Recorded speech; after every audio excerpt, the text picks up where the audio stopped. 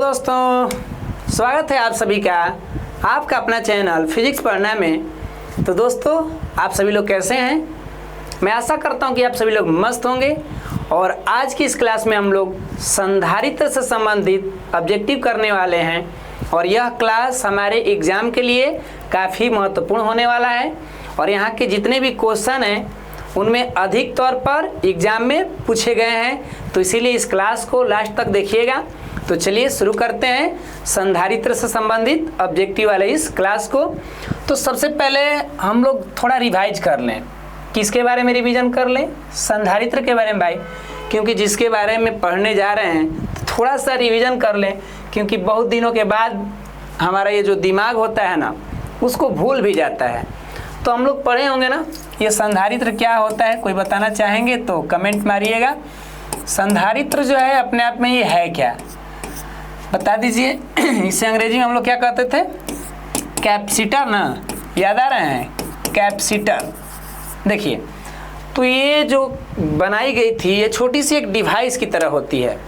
ये छोटा सा अपने आप में एक युक्ति है जो अपने अंदर कहें तो ऊर्जा को ये संग्रहित कर सकती है। कभी कभी आपने आवेश का भी नाम सुना होगा कि आवेश को भी ये क्या करती है? संग्रहित करती है ना। तो संधारित्र एक ऐसी विद्युतीय युक्ति है, क्योंकि इसका संबंध विद्युत से है तो हम लोग उसी का नाम लेंगे। तो संधारित्र एक ऐसी विद्युतीय युक्ति है जो ऊर्जा को या आवेश को अपने अंदर ये रखती है ना।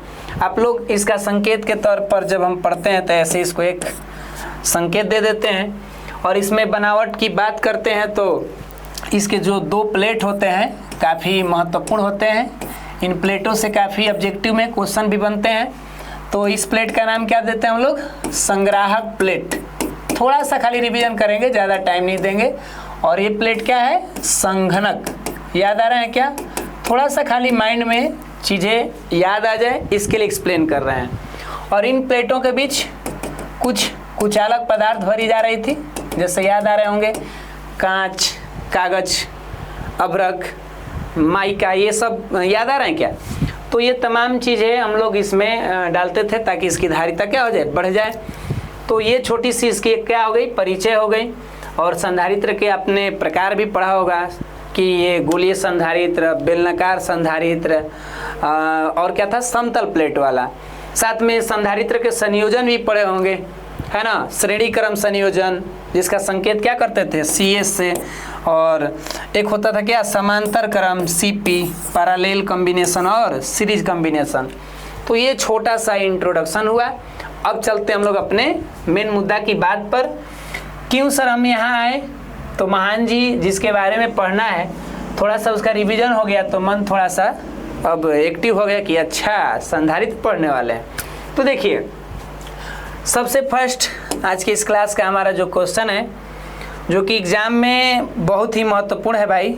कोई भी क्वेश्चन यहाँ इस क्लास के जितने भी क्वेश्चन होंगे हम कोशिश करेंगे कि इसको हम लोग थोड़ा नोट भी कर लेंगे, क्योंकि एग्ज़ाम में अधिकतर ये पूछे गए क्वेश्चन है। जैसे देखिए, वायु में करा ना गोलीय चालक की धारिता अनुक्रमानुपाती होती है। चालक तो कई तरह के हो सकते हैं। एक समतल प्लेट चालक हो सकता है, एक गोलाकार हो सकता है, बेलन के रूप में हो सकता है। मतलब ये लग रहा है कि संधारित्र के प्रकार की तरह बात कर रहा है कि नहीं? तो देखिए, अगर हमारे पास कोई चालक गोल हो तो उस कंडीशन में पूछ रहा है कि बताइए इसकी जो धारिता होती है ये अनुक्रमानुपाती होती है किसके? क्या उस गोले के द्रव्यमान के, क्या उस गोले की त्रिज्या के, या आयतन के, या पृष्ठ के क्षेत्रफल के? तो गोलीय चालक की धारिता का सूत्र बताइए, क्योंकि सूत्र से ही पता चलेगा। क्या होता है भाई? C बराबर 4πε0 × R होता है ना। तो आप जानते हैं कि ये जो वैल्यू है कहीं ना कहीं एक नियतांक को डिनोट करता है। याद आ रहा है क्या? हमारे पास एक K का मान था ना, K बराबर 1/4πε0। ये एक नियतांक की तरह ही है, यूँ समझिए।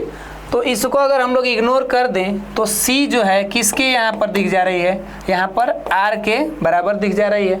और जब जैसे ही हटेगा तो भाई बराबर चिन्ह भी क्या हो जाएंगे? हट जाएंगे। और अपने आप पे ये क्या हो जाएंगे? कुछ ऐसे हो जाएंगे। तो हम कह सकते हैं कि ये जो संधारित्र की धारिता है ये उसके त्रिज्या की क्या होगी, समानुपाती या अनुक्रमानुपाती। ये नाम एक दूसरे के साथ मिलता जुलता है। तो हमारा यहाँ से तर्क के हिसाब से आंसर क्या हो गए, तो ये उसकी बी त्रिज्या के ये अनुक्रमानुपाती होगा। तो हमें उम्मीद है कि आप लोग इसको अच्छे से समझ गए होंगे। चलिए आगे बढ़ते हैं अगला क्वेश्चन की तरफ। और सभी क्वेश्चन महत्वपूर्ण है भाई, इसीलिए कैपेसिटर आज कह ही रहा है कि हम आ गए हैं तो महान तो बनेंगे ही। करेगी समान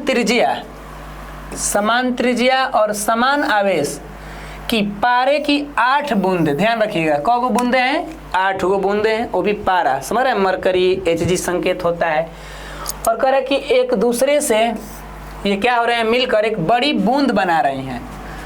मतलब छोटे छोटे ये बूंदे हैं जो आप देख सकते हैं, और ये लोग मिल करके एक बड़ी बूंद का निर्माण कर रहे हैं। तो पूछ रहा है कि जो बड़ा बूंद बनेगा इसका जो धारिता होगा ये छोटी बूंद की धारिता की तुलना में क्या होगा, मतलब कंपैरिजन की बात कर रहा है। यानी इसका जो C होगा इन पहले वाले भाई जो C छोटे वाले हैं इनका क्या होगा। तो दोनों C में हम थोड़ा सा डिफरेंट दिखा दें, एगो C को हम C डैश कर दें जिससे पता चले कि ये बड़ा वाला रहेगा। तो पूछ रहा है कि इनके बीच बताइए कि बड़ी बूंद की जो धारिता है ना छोटी बूंद की धारिता की तुलना में क्या है। थोड़ा क्वेश्चन जो है ये माइंड लगाने के लिए ना पूछा है।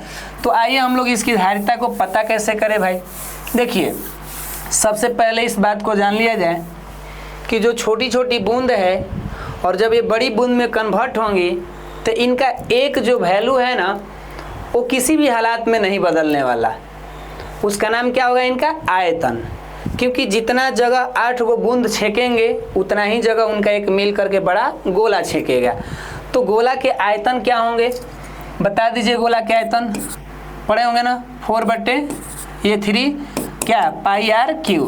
तो पहले हम छोटे वाले बूंद की आयतन रख रहे हैं और किसके बराबर होगा ये आयतन, बड़े वाले गोले के। तो बड़े वाले गोले के लिए कैसे पहचान में आएगा, तो यहाँ भी रख दीजिए पाई आर को यहाँ बड़ा कर दीजिए जिससे आपको समझ में आएगा कि ये बड़ा त्रिज्या है ना। अब भाई जो है मेरा छोटे बूंद के लिए है, तो छोटे बूंद है कितना भाई, ये तो 8 हुआ है ना। तो ऐसे में गुणा कर दीजिए कि 8 लोग का आयतन एक बड़े गोले के आयतन के साथ क्या होंगे, बराबर में रहेंगे। ठीक है, अब यहाँ से मरने वाले हैं, क्या क्या मरेंगे देखिए। तो पाई और पाई मर जाएंगे, 4/3 मर जाएंगे। तो बचा क्या, इधर बच गया कितना 8r³ और इधर क्या बच गया r³। इस क्यू को अकेले करेंगे तो ये घन में चल जाएगा ना, हो जाएगा ना 8r³। इधर क्या हो गया r। भाई साहब r अकेले करेंगे तो आपके सामने r का मान कितना आ जाएगा, देख लीजिए 2r हो जाएगा। क्योंकि जब इसका 8r³ का घन निकालेंगे तो हो जाएगा ऐसा। घनमूल पढ़े होंगे ना। चलिए अब पूछ रहा है कि बताइए धारिता की बात कराइए सर, ये क्यों आप ऐसे बना रहे हैं, C का तो बारे में बातें नहीं किए है ना। अब देखिए हम C की बात कर रहे हैं, तो C का क्या रहा है जरा निकाले किधर से। हाँ याद रखिए ना, इसको कहीं साइड में रख दिया जाए, R बराबर क्या है 2r रख दिया जाए। इसको मिटा रहे हैं क्योंकि जगह मेरे पास यहीं बचा हुआ है। अब देखिए कह रहा कि बताइए दोनों की जो धारिता होगी, तो छोट बूंद की धारिता कितनी होती है, C बराबर 4πε0 r। ये हमारा छोट बूंद की धारिता। बड़ी बूंद के लिए कर दीजिए क्या C डैश, तो इसको बता दीजिए 4πε0 बड़ा R। पूछ रहा है ना कि ये वाले और इनके बीच में क्या तुलना किया जाए तो होगा। तो पहले हम यहाँ से थोड़ा कैलकुलेशन कर रहे हैं। देखिए 4πε0 इस R का मान यहाँ से रख रहे हैं तो क्या हो जाएगा 2r हो जाएगा। हम सोच रहे हैं ना कि इस फार्मूला को इसके रूप में कन्वर्ट करें, इसके जैसा बनाए। तो इसके जैसा कैसे बनेगा, देखिए तो 4πε0 इस r को आगे रख के और गुणे 2 कर दीजिए। तो क्या दिक्कत है, गुणा में भाई कोई राशि इधर उधर रखेंगे तो बदलाव नहीं होगी। अब बताइए ये किसके बराबर है, देखिए तो ये छोटे बूंद वाले के है ना, तो इसके जगह पे हम क्या C नहीं रख देंगे, यानी C गुणे 2, अर्थात कह सकते हैं कितना गुना। देखिए तो कितना गुना कह सकते हैं, छोटी बूंद की धारिता की तुलना में कितना है तो 2 गुनी है ना। बड़ी बूंद जो आई है यहाँ पर छोटी बूंद के क गुना दिख रहा है जी, तो 2 गुना है। बात तो समझ में आ रही है। तो इस तरीक़ा से हमारा ये क्वेश्चन का आंसर हो चुका है। अब सर इतना हम लोग एग्जाम में बनाएंगे क्या? नहीं, कुछ चीज़ों को माइंड में याद भी रखेंगे, या नहीं तो शॉर्टकट में हम समझाने के लिए इतना टाइम लेगा, हमको बनाना हो तो हम कम समय लेंगे इससे। समझ में आ रही है ना? आप भी अगर इस काम को 2-4 बार कर लेंगे तो आपको भी प्रैक्टिस हो जाएगा। तो चलिए आगे बढ़ते हैं हम लोग, जिसका क्वेश्चन नंबर 3 होगा।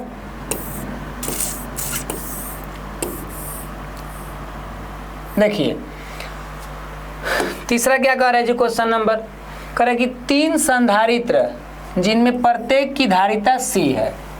मेरे पास 3 गो कैपेसिटर हैं जिनमें प्रत्येक की धारिता जो है, मतलब सबका धारिता एक ही जैसा है, और कह रहा है कि श्रेणी क्रम में जुड़े हैं, तो इनकी तुल्य धारिता क्या होगी। अब भाई संधारित्र जब श्रेणी क्रम में जुड़ जाएं तो उसके लिए फार्मूला क्या होता है पहले ही बताइए। तो फार्मूला होता है 1/CS बराबर 1/C1 plus 1/C2 plus 1/C3। और कह रहा है कि तीनों की धारिता जो है CA ही है, मतलब इसका भी मान वही है, इसका भी मान वही है। क्लियर है ना बात? तो इस तरीक़ा से करें तो क्या हो जाएगा 1/C plus 1/C plus 1/C। आप इसका निकालेंगे एलसीएम, तो C से कट जाएगा तो 1 + 1 + 1 यानी 3/C, और इधर क्या है 1/CS है ना। तो अब इन तीनों कह रहे हैं, इनको क्रॉस मल्टीप्लिकेशन करेंगे या इसको पलट देंगे। पलटने का मतलब CS को ऊपर 1 को नीचे, इसको पलट दीजिए तो C को ऊपर 3 को नीचे, और 1 से भागा देंगे तो छुप जाएगा। तो फाइनली CS बराबर क्या हो जाएगा C/3, यानी हमारा आंसर क्या आ रहा है यहाँ पर C/3 आ रहा है, यानी C4 कैट आ रहा है। कैसा लगा ये क्वेश्चन का आंसर? मस्त है ना? ये सब तो देखिए बबुआ बचवा की तरह है, भारी भरकम रहता है तो हम बात कहते ही हैं कि नहीं थोड़ा भारी है ही, लेकिन ये तो हल्का है। आगे बढ़ते हैं, क्वेश्चन नंबर 4 की तरफ चला जाए। ये देखिए, ये थोड़ा सा कुछ है, आप लोग पिछला वाला की तरह ही है, जो 8 वाला था इसी तरह है। आप देख लीजिए 64 समरूप बूंद जिनमें प्रत्येक की धारिता 5 माइक्रोफैराड है। यहाँ पर धारिता दे दिया, छोटा वाला C का मान यहाँ पर दे दिया है ना, और कह रहा है कि मिल करके एक बड़े बूंद बनाते हैं, तो बड़े बूंद की धारिता मतलब बड़ा वाला C' बताइए क्या होगा। तो भाई जानते हैं कि छोटा के आयतन बड़े के आयतन के बराबर होता है, तो 64 गुणे छोटा के आयतन क्या 4/3 पाई R³ बराबर बड़ा का 4/3 पाई R³ है ना। तो यहाँ से ये और ये ख़त्म और पाई से पाई ख़त्म, तो डायरेक्ट R अकेले कर देंगे। तो पिछला वाला बताएं, थोड़ा शॉर्टकट में चलते हैं, और कितना आ जाएगा अंडर ये चल जाएगा इस तरीक़ा से। 64 R³ का घनमूल कितना होगा भाई, तो 4R हो जाएगा है ना। क्लियर? अब पूछ रहा है कि बताइए धारिता कितनी होगी, छोटे के धारिता दी कितना है। अगर दिखाई जाए इधर तो छोटा वाला कितना दिया है 5 माइक्रोफैराडे दिया है, ठीक है 5 माइक्रोफैराडे। और इसका खुद का सूत्र कितना होता है, इसका खुद का सूत्र कितना होता है भाई बोल दीजिए। याद आ रहा है ना पिछला वाला जो हम लोग बनाए थे, तो कितना होता है इसका 4πε0 × R, यानी कि ये आपस में सब बराबर ही हैं। इसको अगर दिखाना चाहेंगे बढ़िया से है, चले ना इसको मिटा दे रहा है। आप याद रखिएगा कि जो R के मान आया वो कितना है 4 आ रहा है। सबको मिटा रहे हैं, थोड़ा सा अच्छा से बना दिए जाए। क्या कहना चाह रहे थे हम, कह रहे कि छोटा का फॉर्मूला कितना होता है, तो 4πε0 × R। इसका मान भी दिया है यहाँ पर, मतलब इसी के बराबर में है, 5 माइक्रोफैराडे भी है ना। अब पूछ रहा है बड़ा वाला बताइए, तो बड़ा वाला को मान लीजिए C' और इसका क्या होगा 4πε0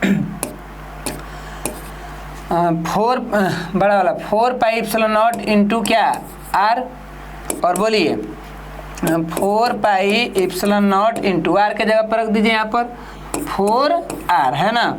इसको ठीक कर दीजिए ताकि यहाँ से हम लोग उसको लेके आ जाएं। तो बोलिए 4πε0 × R गुणे 4, और इसका मान वहाँ से लेके रख दीजिए। तो कितना है 5 × 4 कुल मिलाकर 20 माइक्रो फैराडे है। इस तरीक़े से इसका आंसर हो गया, मतलब ये हमारा बी फॉर बॉय होगा। बातें समझ में आ रही है ना?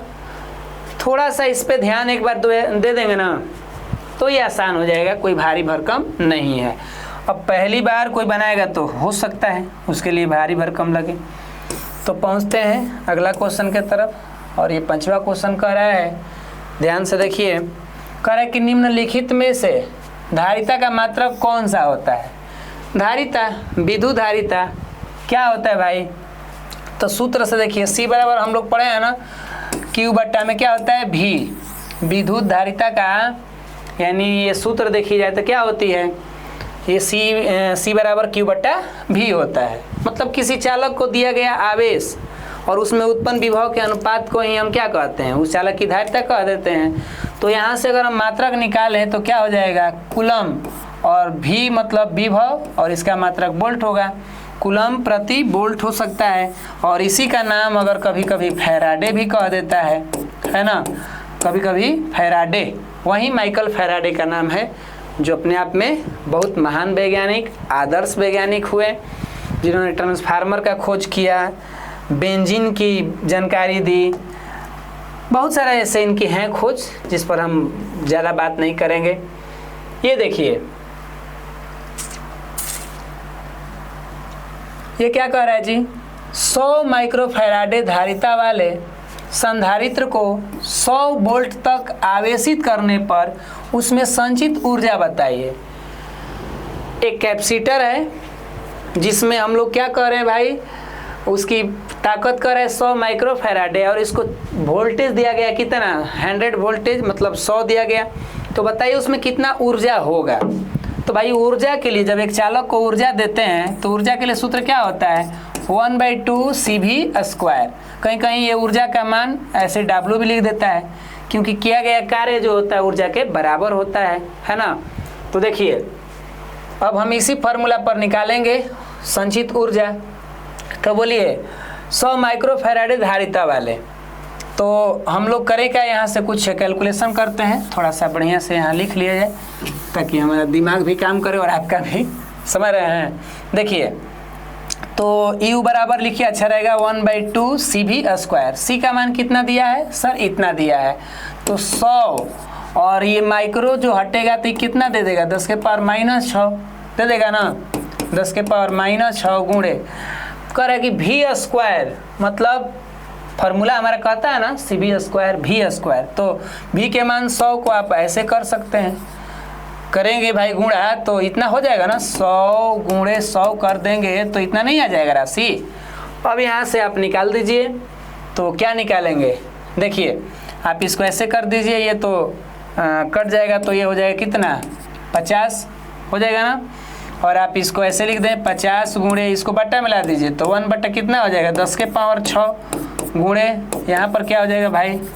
ये 4 जीरो हो जा रहा है, तो यहाँ से खट्टा दीजिए 4 जीरो को, तो ये हो जाएगा 10 के पावर कितना जीरो? 2 को बचेगा, फिर ऐसे को जीरो मार दीजिए तो ये बच जाएगा केवल 10, और 5 बट्टा कितना बच गया? 10। तो ये एक मर्त में ये 2, यानी 1/2 आधा, और आधा मतलब कितना? कितना भाई बोलिए? 0.5 जूल। ठीक है, आप यहाँ पर देख सकते हैं, क्योंकि ये हमारा ऊर्जा यानी मात्रक है उसका, जूल का ये कहानी। मतलब कहने का अर्थ हुआ कि जो जूल है वो ऊर्जा का मात्रक है। कंफ्यूजन में थोड़ा सा हो जाता है भाई, चाम के जीव है, कहाँ आप लोग हीरो बनते हैं। अब भाई देखिए, न्यूमेरिकल की तरह दे रहा है तो हम क्या करें? कौन की मेरे घर का है ना। चलिए अगला क्वेश्चन की ओर बढ़ा जाए। ये क्या कह रहा है, जरा दिमाग लगाइए। कह रहा है कि संधारित्रों के समांतर संयोजन में प्रत्येक के लिए कौन सी राशि समान रहेगी? संधारित्र को अगर हम लोग समांतर क्रम में जोड़ रहे हैं, मान लीजिए मेरे पास 3 गो संधारित्र है, C1 C2 C3, इसको समांतर क्रम में जोड़ी जाए, समझ रहे ना, ऐसे जोड़ रहे हैं हम लोग समांतर क्रम में। अरे क्या हो रहा है भाई, ये कुछ ऐसे देखिए, मतलब इस तरीक़ा से ये बिंदु A से जोड़ दीजिए, ये बिंदु B से। अब बताइए, कह रहा है कि कौन सी राशि समान रहती है? तो हम देख रहे हैं कि इन प्लेटों के बीच का जो विभवांतर या विभव उत्पन्न होगा ये एक ही उत्पन्न होगा सभी प्लेटों के लिए, है ना। अगर यहाँ से हम प्लस Q आवेश दें तो हेने इधर और इधर ये Q1 हो जाएगा, ये Q2 हो जाएगा, ये Q3 हो जाएगा ना। तो आवेश तो भाई सभी के प्लेटों के लिए अलग अलग जाएगा, लेकिन इन प्लेटों के बीच का जो विभव या विभवांतर जो हम कहते हैं ये क्या उत्पन्न होगा, एगो इक्वल रहेगा। तो मतलब यहाँ पर विभवांतर बराबर रहेगा, कब, जब प्लेट समांतर में जुड़ेंगे तब। अगर इससे पलट दी जाए, श्रेणी कर दी जाए, तो श्रेणी में किसका मान बराबर हो जाएगा, आवेश का मान बराबर रहेगा, ठीक है ना। आवेश का मान बराबर हो जाएगा और विभवांतर का मान चेंजिंग होता रहेगा, समझ गए। कब, ये कब की बात हो रही है, ये बात हो रही है श्रेणी क्रम में आएगा तब की बात हो रही है। तो ये ध्यान रखिएगा, एक दूसरे के साथ ही अपोजिट काम करते हैं। अगर ये छवि याद रहेगी तो आप दिमाग लगा सकते हैं। चलिए आगे बढ़ते हैं, ये ज़्यादा कुछ मामला घबरा रहा था, है ना। ये देखिए विद्युत धारिता का मात्रक होता है, हमने बताया भी सूत्र से वो कूलाम प्रति वोल्ट हो रहा था, लेकिन वैज्ञानिक के रूप में फैराडे हो रहा है। ये वही फैराडे है। एक फैराडे में कितना कूलम, तो बताइए 96,500 कूलम, है ना। ठीक है सर, एक फैराडे में कितना कूलम होता है, 96,500 कूलम। ऑब्जेक्टिव के लिए बड़ा मज़ेदार है, ये पूछता रहता है। ये देखिए क्या कह रहा है जी, कह रहा है कि 100 वोल्ट तक आवेशित करने पर संधारित्र की संचित ऊर्जा 1 जूल हो गई, तो संधारित्र की धारिता क्या होगी। लो भैया वहीं पूछ दिया, हमने बताया ना अभी पीछे 1/2 CV² पर। तो कह रहा कि हाई मान दिया 1 जूल, कह रहा ना ऊर्जा 1 जूल, और 1/2 कह रहा कि C तो बताइए, C को छुइए मत क्योंकि धारिता ही पूछ रहा है होगी। और V का मान भाई दिया है यहाँ पर 100 वोल्ट, स्क्वायर करने का मतलब आप समझ रहे हैं, ऐसे हो जाएगा ना, 100 का स्क्वायर कर दें तो इतना हो जाएगा। तो यहाँ से आप इसको क्या कर दीजिए, इसको कटाई उटाई मत, क्योंकि ऑप्शन देखिए कुछ ऐसे दिया है। और इसमें कुछ हो सकता है भाई मात्रक उत्रक जोड़ दे, फैराडे जोड़ दे, क्योंकि मात्रक नहीं जोड़ा है तो आप लोग गुस्सा मत होइएगा। तो इस 2 को ला दीजिए इधर, तो 2 बराबर कितना हो जाएगा, C गुणे इस तरीक़ा से 10 के पावर कर दीजिए 4, नहीं हो जाएगा। C को अकेले करेंगे तो ये चल जाएगा कितना, 2/10 की पावर 4 बराबर C। अगर हम इसको ठीक करें, ये भागा से गुणा में ले जाएं तो C बराबर क्या हो जाएगा, 2 गुणे 10 के पावर -4 हो जाएगा। मात्रक फैराडे ले लीजिए, तो इस हिसाब से हमारा आंसर क्या हो जाएगा, B हो जाएगा। आप भली बत्ती से देख सकते हैं, थोड़ा सा भले फास्ट समझा रहे हैं लेकिन भाई ऑब्जेक्टिव है। अब बबुआ बच्चे वाले का करेंगे तो एग्जाम में टाइम ज़्यादा चल जाएगा, इसीलिए तनी फास्ट भी बना रहे हैं, और आपका वीडियो भी ज़्यादा लंबा हो जाएगा तो लगेंगे आप लोग नींद लेने, इसीलिए थोड़ा सा हम फास्ट भी चलेंगे और आगे बढ़ते हैं, ठीक है। जहाँ कहीं भी दिक्कत होगी किसी क्वेश्चन में तो आप लोग कमेंट मार दीजिएगा। कई दिनों से थोड़ा वीडियो जो है बना नहीं पा रहे थे, काफ़ी काम का लेकर प्रेशर भी आ गया था, जो भी हमारा वर्क चल रहा था इसमें मेहनत तनी मेरे ऊपर ज़्यादा हो गया। धीरे धीरे सब ठीक होने लगे हैं, बस आप लोग का सपोर्ट रहेगा और हमारी टीम का सहयोग रहेगी तो हम लोग का मेहनत ऐसे ही आगे दिखता रहेगा कि हम लोग एक ना एक दिन कमाल जरूर करेंगे, है ना। तो आगे बढ़ते हैं, हम लोग क्या करें, किसी संधारित्र की धारिता निर्भर नहीं करती। हमने पढ़ा होगा ना, किसी संधारित्र की धारिता को प्रभावित करने वाले कारक या किसी संधारित्र की धारिता किन किन बातों पर निर्भर करती है। तो पढ़े होंगे कि चालक के क्षेत्रफल पर, चालक के आसपास के पदार्थों पर, उसके माध्यम पर, चालक के आकार आकृति पर, लेकिन उसमें आवेश का बात नहीं आया था। ये नहीं कहा था कि आवेश उसको कम दे या ज़्यादा दे तो धारिता बदलेगी, उस पर ज़्यादा इस बात का चर्चा नहीं हुआ था, इसका ध्यान रखिएगा। तो किसी चालक की धारिता जो है निर्भर नहीं करती, तो भाई इन पर तो करती है, ये तो ठीक है, इन पर भी करती है कि किसी चालक के प्लेट के आकार को बदल दिया जाए तो उसकी धारिता भी बदल जाएगी। छोटा आकार कर दीजिए तो कम धारिता हो जाएगा, बड़ा आकार कर दीजिए तो ज़्यादा धारिता हो जाएगा। लेकिन आवेश पर भाई निर्भर नहीं करती, आवेश के जिक्र ही नहीं हुआ था। प्लेटों के बीच के अंतराल पर, हाँ भाई, उनके बीच के जो डिस्टेंस होते हैं, इनके बीच का जो d दूरी होता है, इस पर भी, इनके बीच भरे पदार्थ पर भी डिफरेंट होता है ना। लेकिन आवेश की चर्चा वहाँ नहीं हुई थी, तो इस हिसाब से हमारा आंसर क्या होगा इस क्वेश्चन का, C4 कैट होगा। Okay clear. किसी संधारित्र की धारिता किस बात पर निर्भर नहीं करती है तो उसका आंसर हम लोग मार लेंगे आवेश पर, मतलब आवेश से इसको ज़्यादा कुछ दिक्कत नहीं है, ठीक है ना। क्योंकि आवेश को तो ये रखेगी तो उसके लेकर टेंशन कहाँ होगा, टेंशन हो जाएगा तो फिर रखेगी नहीं, आवेश बेचारा भाग जाएगा, है ना।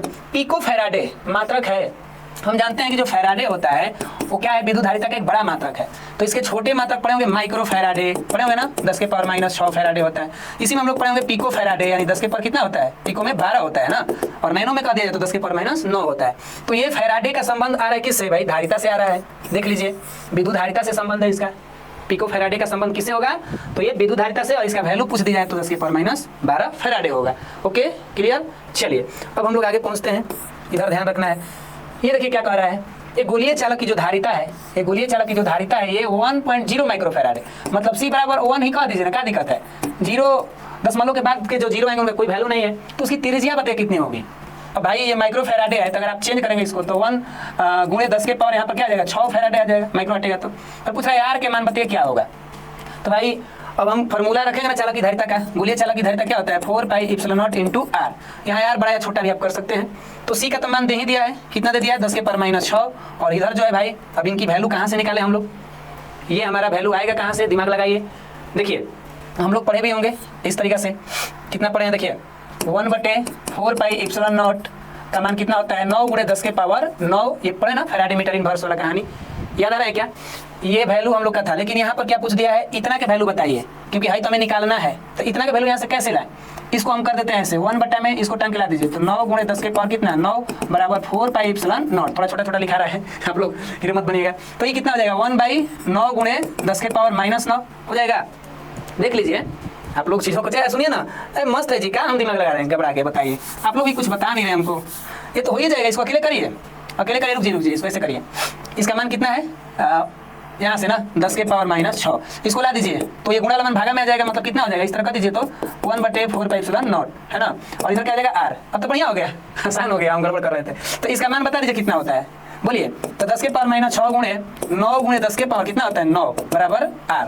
खुश हो गया ना। अब चलिए तो अब कर दीजिए, ये देखिए -6 ये +9 है, तो भाई बढ़ेगा, ये हीरो बनेगा। 9 × 10 के पावर कितना, ये हो जाएगा 3, क्लियर, बराबर R।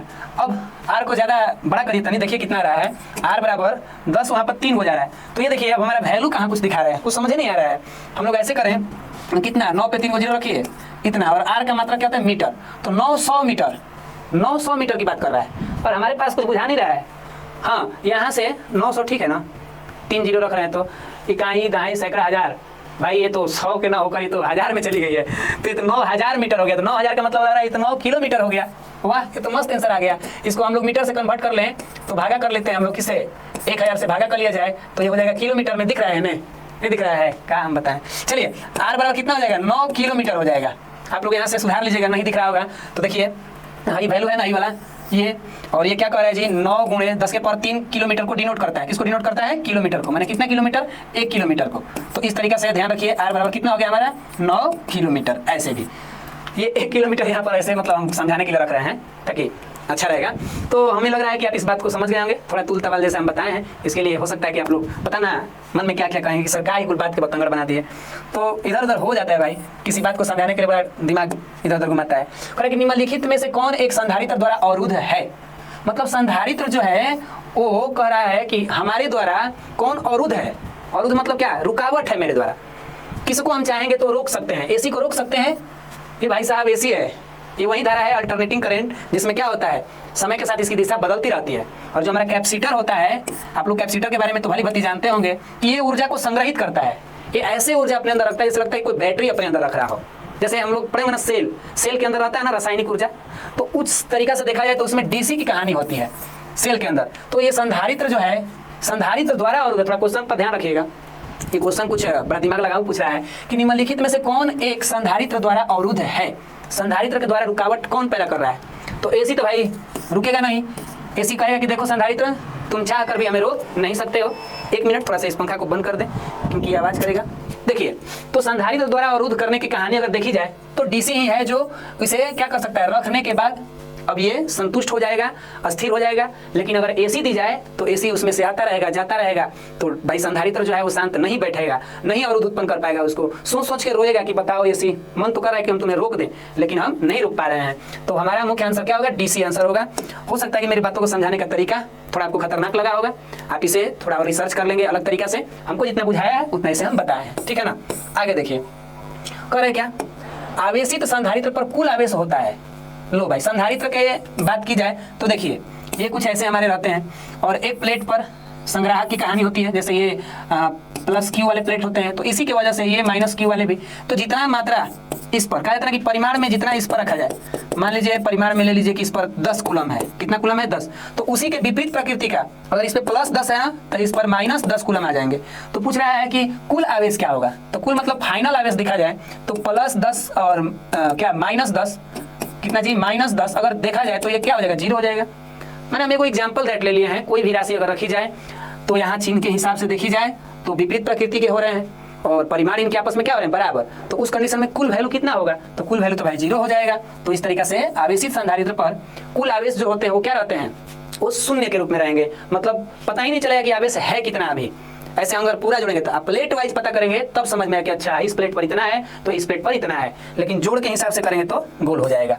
ठीक है ना, समझ में आ रही है बातें। क्यों सर, आवेश जो होता है वो संरक्षित होता है, आप लोग पढ़े होंगे ना कि आवेश जो होता है वो संरक्षित होता है।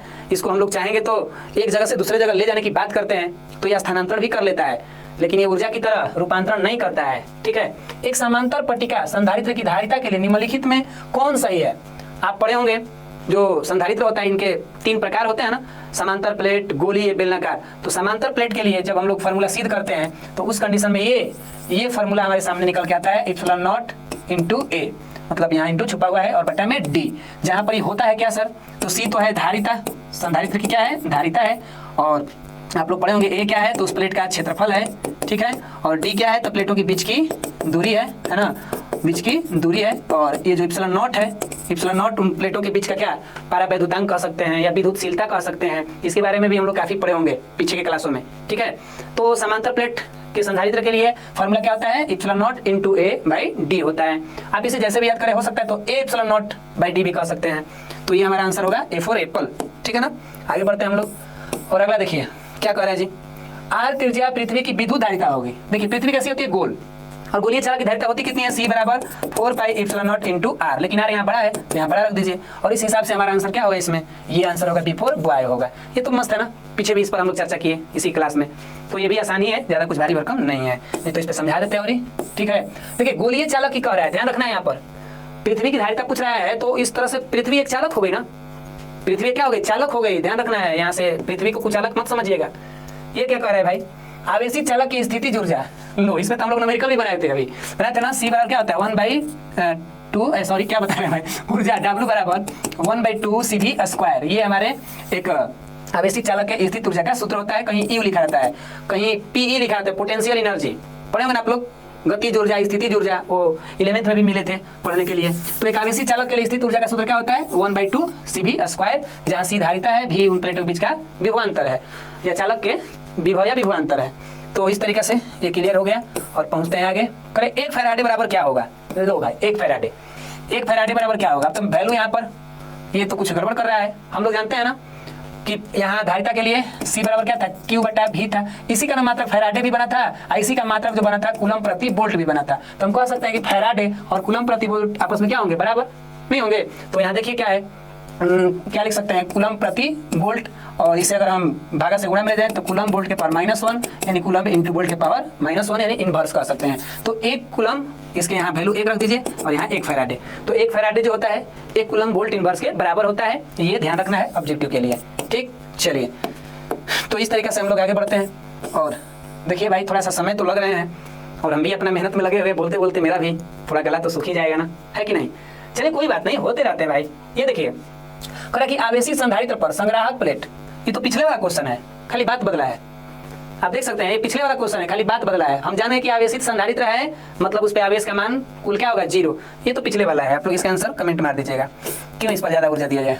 ये देखिए गोलीय चालक की धारिता, किसकी धारिता, गोलीय चालक की कितनी होती है बताइए यहाँ पर। 1 मिनट थोड़ा फैन को ऑन कर ले, इलेक्ट्रिक आ चुका है।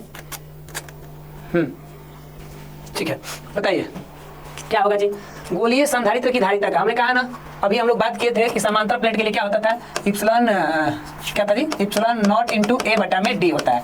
लेकिन ये कह रहा है गोलीय संधारित्र की धारिता, ओ गॉड ये तो दिमाग घूम गया, गोलीय चालक नहीं, गोलीय संधारित्र की धारिता।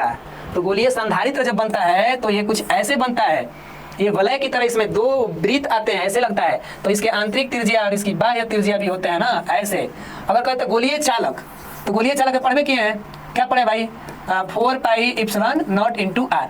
लेकिन ध्यान रखिएगा यहाँ पर संधारित्र दे दिया, अगर चालक देगा तो अलग सूत्र वो वाला, जो भी बता रहे हैं, जब संधारित्र का नाम लिख दिया तो इसके लिए भाई इसका फॉर्मूला क्या होगा, कुछ ऐसे होगा। मतलब कितना सर, देखिए यहाँ पर C बराबर 4 pi epsilon naught into small r into capital R बटा में यहाँ पर इस तरीका से होगा। ऐसे देखिए ये वाला हमारा, कभी कभी आपको वैल्यू ना यहाँ बदले हुए दिखेंगे, बुक में कभी कभी ऐसे लिखता है 4 pi epsilon naught into small a into b बटा में a माइनस b, कुछ ऐसे भी देखने को मिलता है। तो चिंतित नहीं होइएगा, ये दोनों a और b जो है एक बाहरी और एक आंतरिक गोले की या वृत्त की त्रिज्या है, ठीक है ना। तो जब चालक कहेगा, ध्यान रखिए दो बातें, चालक कहेगा तो उस कंडीशन में सूत्र कितना, 4 pi epsilon naught into r, ठीक है। अगर संधारित्र कहेगा, संधारित्र लगा दिया, गोलीय तो लगेगा करेगा लेकिन ये लगा दिया तो भाई कुछ ऐसे 4 पाई एप्सिलॉन नॉट इंटू, इसकी जगह पे खाली वैल्यू बदल देना है ना, कुछ ऐसे कर दीजिएगा, ठीक है। क्लियर, चलिए। तो बड़ा जबरदस्त है ये, एक ही क्वेश्चन को 2 बार घुमाएगा तो आदमी डर ही जाएंगे। ये देखिए क्या कह रहा है, यदि समान धारिता C1 के n संधारित्र समांतर क्रम में जुड़े जाएं तो तुल्य धारिता होगी। समान, क्वेश्चन पर ध्यान रखिए, यदि समान धारिता C1 के, मतलब जितने भी होंगे ना सब लोग का मान कितना होगा, C1 ही होगा। अगर 50 को होंगे तो C1 बराबर C1, ऐसे कह सकते हैं C1 बराबर C2 बराबर C3 बराबर C4 बराबर, सबका धारिता C1 ही के बराबर है। जितने भी होंगे सब लोग किसके बराबर होंगे, C1 के। और कहाँ तक ये जुड़ रहे हैं, n तक। और किस क्रम में जुड़े हैं, समांतर में। समांतर के सूत्र क्या होता है पहले बताइए, Cp बराबर होते हैं C1 plus C2 plus C3। और ये कह रहा है कहाँ तक जोड़ते जाइए, तो जोड़ते जाइए एकदम n तक जोड़िए। कह रहा है कि जितने आई लोग हैं ना इन सब समान हैं, दूसरे के साथ मिलजुल करके इसके बराबर हैं। यानी कह सकते हैं इन पर भी C1, यहाँ भी C1, यहाँ भी C1 plus dot dot n बार, कहाँ तक जी, n बार तक। देखिए क्वेश्चन नहीं समझ पा रहे हैं आप लोग। यदि समान धारिता C1 के, मतलब जितने भी धारिता वाले होंगे वो सब के सब समान होंगे C1 वाले के हिसाब से। और कहाँ तक जोड़ रहे हैं, तो कह रहा है कि n संधारित्र समांतर क्रम में जुड़े हैं। मैंने संधारित्र कब है तो नहीं पता, n तक है। तो भाई जब एक राशि को बार बार जोड़ी जाए n बार, तो उस राशि के द्वारा n से क्या कर दी जाएगी, गुणा कर दी जाएगी। मतलब हम 50 बार जो जोड़ेंगे वहाँ क्या करेंगे, उस राशि और n के गुणनफल में रख देंगे। अब इसको समझने के लिए आप ऐसे समझिए, देखिए इधर समझा देते हैं इसको। अगर कोई भी चीजें जोड़ रहे हैं, अगर मान लीजिए लिखा है 2 प्लस 2 प्लस 2 प्लस 2 प्लस, तब क्या कहेंगे, इसे 2 गुणे n कर देंगे। समझ में आ रही है क्या। मान लीजिए अगर आपके सामने लिख दिया, ऐसे लिख दिया आम प्लस, ठीक है ना, ये बार बार जोड़ देता, क्या कर देंगे, क्या करेंगे भैया, आम गुणे n कर देंगे। कैसे सारी हो रहा है हम समझ नहीं पा रहे हैं, आप ये ना सोच रहे हैं। मान लीजिए C1 का मान दे दिया 2 और C2 के भी मान, ये भी तो बराबर है भाई, ये बराबर है, समझिएगा ये 2 है। C3 के भी मान दे दिया 2 और सब इक्वल है। ये यहाँ पर साइड में लिखा है C1 बराबर C2 बराबर कितना तक, C3 बराबर, मैंने ऐसे बढ़ रहा है। तो हम सबको जोड़ के कितना ला सकते हैं, 6 लाएंगे ना जोड़ के। आप फार्मूला पे रख देंगे तो कितना हो जाएगा, Cp बराबर, ये समांतर में जोड़े तब, तो आप ऐसे करें C1 plus C2 plus C3, सभी के मान समान है, मतलब आप रख सकते हैं C1 प्लस C1 और सबके जगह पर 2 प्लस 2 है ना। तो कुल कितने आ जाएंगे, 6। इसी को कर दीजिए 3 बार जोड़ा है, कब बार जोड़ा है, 3 बार। तो आप ऐसे कर दीजिए ना, C1 गुणे 3, आप C1 के मान बता दीजिए, 2 गुणे 3 वैल्यू कितना, 6। देखिए ये n संख्या है, जितने बार जोड़ी जाए उतनी बार उसकी संख्या दिखाती है। तो राशि को रख के आज जितना बार जोड़ रहे हैं उसे क्या कर दीजिए, गुणा कर दीजिए। तो इस कंडीशन में सूत्र क्या बनेगा हमारा, कुछ ऐसे बनेगा।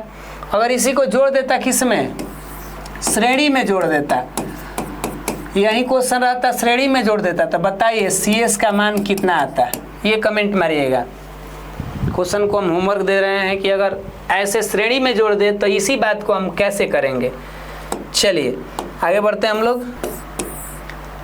चलिए तो आइए अब हम लोग देखते हैं इस क्लास के आखिरी क्वेश्चन को, और अपने आप में ये काफ़ी VVI भी है। और कह क्या रहा जरा थोड़ा इससे अच्छे से पढ़ेंगे क्योंकि बहुत ही ज़बरदस्त क्वेश्चन है। कह रहा प्रभावी धारिता 5 माइक्रोफैराडे को प्राप्त करने के लिए प्रभावी धारिता, मतलब मेन जो धारिता है वो कितना है भाई, ये मेन धारिता मतलब C का वैल्यू कितना कह रहा है, 5 माइक्रोफैराडे हमें प्राप्त करनी है। और इसको प्राप्त करने के लिए सिर्फ कितना, 2 माइक्रोफैराडे ही रखना है। अगर हमें रखना होगा C1 का मान, C2 का मान, C3 का मान, या जितना भी रखना होगा तो उसके जगह पे कितना रखिएगा, 2 माइक्रोफैराडे ही रखिएगा। मतलब C1 रखिए चाहे C2 रखिए चाहे जो भी आपका मन हो, वो सब के सब कितना रखिएगा, तो सिर्फ 2 माइक्रोफैराड रखिएगा। और कह रहा है कम से कम में कितने संधारित्र की आवश्यकता होगी। कितने संधारित्र, मतलब संधारित्रों की संख्या क्या होगी। तो संधारित्रों की संख्या मतलब n के बारे में पूछ रहा है। अब हमारे पास इस क्वेश्चन को हल करने के लिए दो ही ऑप्शन बच रहे हैं, या तो इन्हें श्रेणी क्रम में जोड़िए या तो समांतर में जोड़िए। अब बताइए श्रेणी क्रम में जोड़ा जाए तो भाई वैल्यू जो है हमारा क्या होगा, हमारा कम से कम सो छोटा वैल्यू आता है ना। आपने पढ़ा होगा कि जो श्रेणी क्रम में जोड़ी जाती है किसी संधारित्र को, तो मेन जो धारिता आता है प्रत्येक के धारिता से क्या हो जाता है, कम आ जाता है। तो पता चला भाई ये तो मेन हमारा यहाँ है, हाई जो है प्रत्येक, ये तो अपने आप में खुद ही है दिख रहा है, तो यहाँ तो हाई कम होना चाहिए था, है कि नहीं। तो फिर हमारा वो कहानी श्रेणी क्रम वाली बन नहीं रही है, क्योंकि श्रेणी क्रम कहता है कि जो मेन आता है वो प्रत्येक से क्या होता है, छोटा होता है, लेकिन हेजी तो ये कुछ अलग दिखा रहा है। तो अब मेरे पास बच गया क्या, समांतर क्रम। और समांतर क्रम का मतलब क्या, CP बराबर n की बात कर रहा है, तो हमने पढ़ा होगा ना C1 गुणे n, याद आ रहा है क्या। CP मतलब इतना प्राप्त करना है यानी 5, और ये हमारा क्या है भाई, सिर्फ और सिर्फ 2 ही लेना था, तो 2 गुणे कितना लेना है भाई, n लेना है। चीज़ों को थोड़ा समझिएगा नहीं तो घबरा भी सकता है। यहाँ पर n को अकेले कर दें अगर तो 5 बटा कितना हो जाएगा, 2, यानी कि ये कह सकते हैं 2.5। तो अब हमारे पास पूछ रहा है कि भाई बताइए 4 को कम से कम लें कि कम से कम 3 गो लें कि 5 गो लें कि 6 गो लें, और हमारा आंसर कर रहा है कम से कम 2.5 गो लें। तो भैया 2.5 किसके अधिक करीब है, तो ये तो लग रहा है कि 3 के करीब है। तो इस हिसाब से तर्क के आधार पे हम मार सकते हैं B answer, B for boy.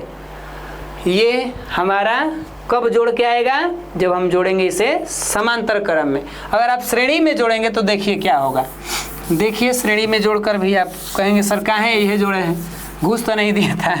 देखिए 1/CS बराबर 1/C1, इसका तो फार्मूला होता है भाई, n के फार्मूला क्या होता है बताइए, तो इसका फार्मूला होता है C1/n होता है, कुछ ऐसे ना। इस तरीक़ा से यहाँ पर CS बराबर फार्मूला होता है C1/n। जब जोड़ते हैं किस क्रम में, एक जैसे मान होते हैं n बार तक, क्योंकि एक जैसे मान 2 है, कह रहा है सिर्फ और सिर्फ, तो 2 ना है एक जैसे मान। तो इस कंडीशन में आप जोड़िए, यहाँ पर देखिए कितना 5 बराबर C1 के मान 2 बटा में n को यहाँ ला दीजिए, तो 2 बटा में कितना आ जाएगा 5, और ये तो भाई वैल्यू हमारा दशमलव में चला जाएगा, तो दशमलव में तो हम लोग कम से कम लाएंगे कहाँ से, तो और ही ख़त्म हो जाए कहानी, है ना। तो ये हमारा मेथड सही नहीं था, पिछला वाला सही था। तो इस तरह से मिला करके हमारे इस आज का ये संधारित्र से संबंधित ऑब्जेक्टिव का क्लास क्या हुआ, समाप्त हुआ। हमें उम्मीद है कि आप लोग को आज के क्लास काफ़ी अच्छे से समझ में आए होंगे। तो आप सभी लोग हमें इजाज़त दें, आज के लिए इतना ही। मिलते हैं आप सभी से अगले क्लास में, तब तक के लिए आप सभी लोग मस्त रहिए, स्वस्थ रहिए। जय हिंद, जय भारत।